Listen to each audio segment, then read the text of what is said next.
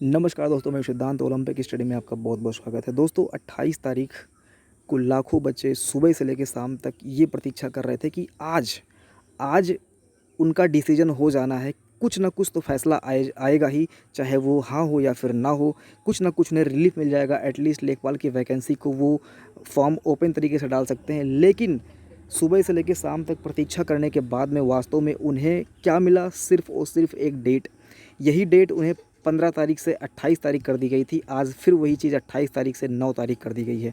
ऐसा क्यों हो रहा है मुझे नहीं पता है।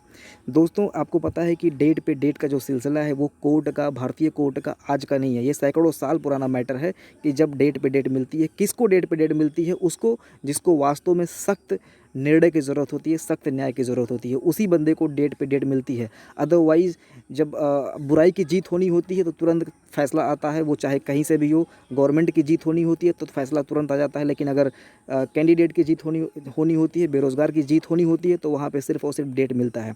तो ये चीज़ें आप अपने माइंड में रखिए कि डेट पे डेट जो मिल रहा है कोई नई चीज़ नहीं है।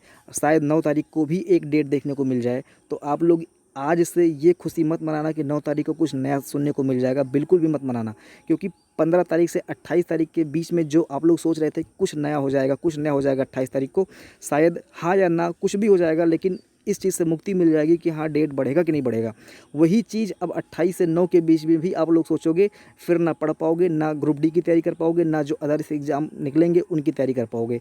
तो ये चीज़ें अपने आप माइंड से निकाल दीजिए कि 9 तारीख को कुछ ऐसा हो जाएगा कि वो आपके पक्ष में फैसला आ जाएगा। ठीक है दोस्तों ये जो लिखा हुआ है कि क्यों मिली है अगली तारीख, क्यों मिली है अगली तारीख? तो मैंने बताया ना, इसका तो आंसर मैं ऑलरेडी दे चुका हूँ कि इसलिए मिली है अगली तारीख क्योंकि यहाँ पे गवर्नमेंट की मंशा है कि जब वकील नहीं जाएगा कोर्ट में या फिर अनुपस्थित रहेगा, हो सकता है 9 तारीख को फिर से अनुपस्थित हो जाए, या हो सकता है 9 तारीख को उसके पेट में दर्द होने लगे, या कोर्ट में आते टाइम उसका एक्सीडेंट हो जाए, या कुछ भी हो सकता है, ए टू जेड।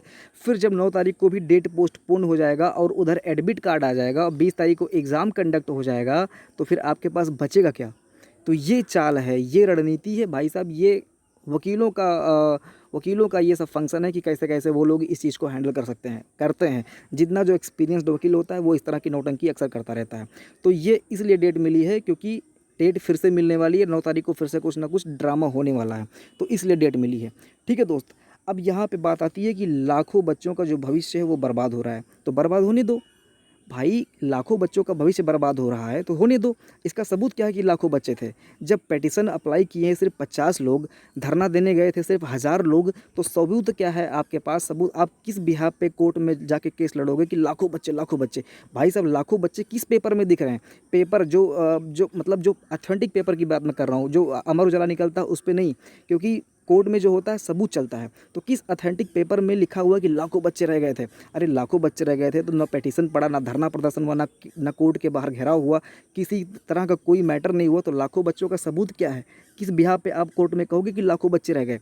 ठीक है, तो आप ये भी भूल जाओ कि लाखों बच्चे सिर्फ और सिर्फ एक हवाई होके रह गया है। लाखों बच्चे बिल्कुल भी नहीं है। कोर्ट ये बिल्कुल मानने को तैयार ही नहीं होगा कि लाखों बच्चे हैं। इसलिए इसलिए आपके केस को वो हल्का ले रही है। 15 से 28, 28 से फिर 9, 9 से फिर 15 तारीख, या फिर जब एग्ज़ाम निकल जाएगा तब। ठीक है, तो लाखों बच्चे नहीं हैं। कोर्ट की नज़र में लाखों बच्चे नहीं है, गवर्नमेंट की नज़र में लाखों बच्चे नहीं है, आयोग की नज़र में लाखों बच्चे नहीं है। अगर होते तो शायद ये पक्ष मजबूत होता और आज आपको नॉर्मल वकील करने की ज़रूरत नहीं पड़ती। आज आपके पास अच्छे खासे वकील होते और आपका पक्ष बहुत अच्छे से मजबूत होता और आपके पक्ष में शायद डिसीजन भी 28 तारीख को आ जाता। फिर दोस्त बहुत सारे बच्चे कह रहे हैं कि सर ये जो पिटीशन के नाम पे पैसे लिए जा रहे हैं ये ठगे जा रहे हैं। देखो दोस्त, ऐसा है कि पिटीशन के नाम पे जो आपको पैसे लिए जा रहे हैं इसके बारे में डिटेलिंग मैंने ऑलरेडी 1-2 वीडियो बना के डाल दिया था। मेरे कहने पे आप लोगों ने पैसे नहीं दिए होंगे, यहाँ तक जहाँ तक मैं जानता हूँ। देखिए इस चीज़ को हैंडल कर रहे हैं पंकज सर, पंकज पांडे सर जो हैं ये इस चीज़ को हैंडल कर रहे हैं। पिटीशन के नाम पे वो बच्चों से पैसे ले रहे हैं और वास्तव में उन्होंने पैसे लिए और वास्तव में उस पैसे का उन्होंने सदुपयोग भी किया हुआ है।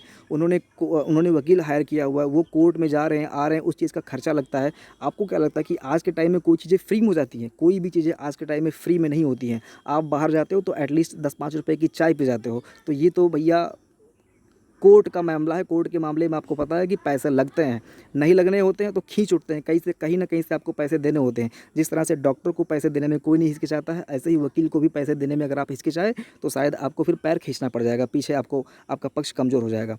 तो ये चीज़ें आप भूल जाओ कि पिटीशन के नाम पर आपको ठगा गया है, पिटीशन के नाम पर पैसे लिए गए तो उसका सदुपयोग भी हुआ है। कोर्ट में लोग आ रहे हैं, जा रहे हैं, कोर्ट का फैसला डेट बढ़ रही है। अब इसके बारे में थोड़ा-सा मैं आगे आपको डिटेल में कुछ करूँगा, बताऊँगा, तो थोड़ा आप लोग वेट करिए, ठीक है? फिर बहुत सारे बच्चे ये क्वेश्चन पूछ रहे हैं कि क्या बोलते हैं इसको, फ्रीक्वेंटली आस्क्ड क्वेश्चन ये आ रहा है कि सर यूपीएसआई का डेट बढ़ रहा है, बहुत सारे एग्ज़ाम्स के डेट बढ़ रहे हैं, तो यूपी पेड का डेट क्यों नहीं बढ़ रहा है?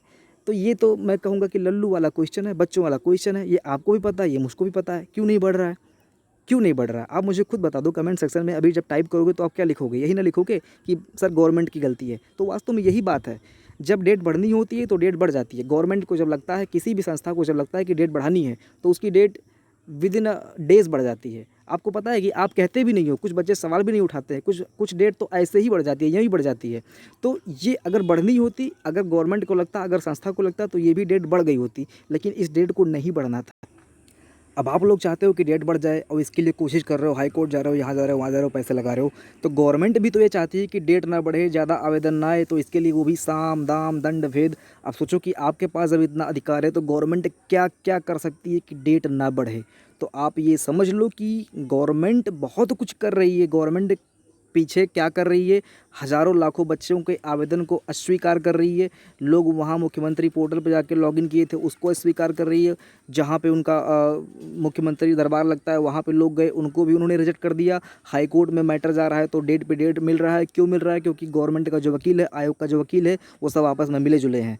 तो गवर्नमेंट भी साम दाम दंड भेद सब कुछ अपना लेगी कि डेट ना बढ़े और एग्ज़ाम टाइम पे कंडक्ट हो जाए, ठीक है? अच्छा, बहुत सारे बच्चे अभी भी क्वेश्चन कर रहे हैं, सर बार-बार ये क्वेश्चन आ रहा है कि कुछ प्रश्न मतलब ये सब जो चीज़ें चल रही हैं वास्तव में चल रही हैं, पर्दे के पीछे हो क्या रहा है?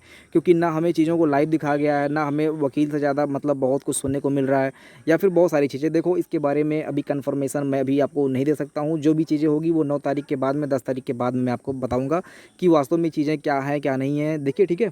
सो बहुत ज़्यादा आपको कन्फ्यूज़ नहीं होना है, बस इतना मान के चलो कि आपको अब उस तरह से वेट नहीं करना है कि जिस तरह से आपने 15 से 28 के बीच में किया था, अब 28 से 9 के बीच में आपको वेट नहीं करना है। ये आप मेरी बात को मान लेना। आप जो भी एग्ज़ाम, किसी भी एग्ज़ाम की तैयारी कर रहे हो, आपने ग्रुप डी का फॉर्म डाला है, आपने जो भी एग्ज़ाम आने वाले हैं, आरओ वगैरह के किसी भी चीज़ की आप तैयारी कर रहे हो, तो आप उसको डेडिकेटली तैयारी करना स्टार्ट कर दो। आप बस इस चीज़ को भूल जाओ, मेरे हिसाब से आप तैयारी करो। अच्छा, जब आप उधर तैयारी करते रहोगे और ये कहीं आपके पक्ष में फैसला आ गया तो ऑलरेडी आपकी तैयारी मजबूत रहेगी, तो आप इसमें भी अपना बेस्ट दे सकते हो। लेकिन इस चीज़ के भरोसे मत बैठना कि मुझे पेट के एग्ज़ाम के लिए फ़ाइट करना है या फिर बहुत आगे तक जाना है, ठीक है? सो आगे आपके भविष्य के लिए मैं आपको शुभकामनाएँ देता हूँ, और जो भी आज आप प्लान करोगे उसमें आप सक्सेस हो। बस पेट के चक्कर में मत पड़ो। अभी जो आपने फॉर्म डाला है ग्रुप डी या फिर जितने भी जो भी आपके मतलब समझ में आ रहा है, उसकी बेस्ट स्ट्रेटजी देखो, उसकी बेस्ट बुक देखो और आज से लग जाओ, ठीक है? So wish you all the best. मिलते हैं अगली वीडियो में। चैनल को सब्सक्राइब नहीं किया है तो प्लीज़ सब्सक्राइब कर लेना। मिलते हैं अगली वीडियो में। जय हिंद।